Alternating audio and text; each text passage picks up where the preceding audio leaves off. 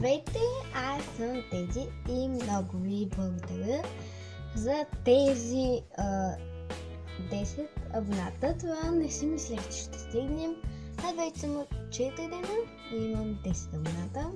И вече от един ден не мърдат. Явно ще е това.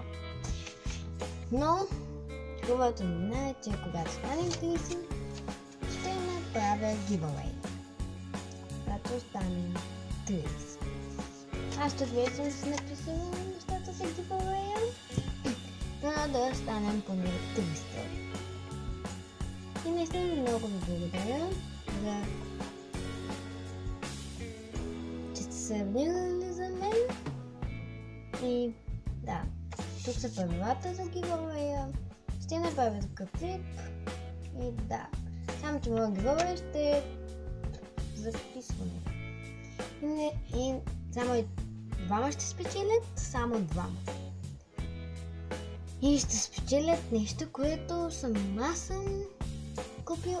купила и ще направя. И да, но иначе ако не стигнем, може би ще спомена на 25. Но сега няма да ви говоря за това. И искам да ви кажа, благодаря ви плюс giveaway. Ето giveaway. Плюс съобщение. Нямам какви клипове да правя. Съобщих ви в клипа, който вече трябва да се е качил, че нямам никакви идеи. Едно момиче от Томчева ме предизвика, не че ме предизвика, ме помоли, ако искам да направя такъв клип, който е както Minion, да се измисли някакъв национален герой. Не национален герой, а да се измисли някакъв герой. Така с 15 дена ще бъде мой гост. Това ще съм аз, че с различни неща.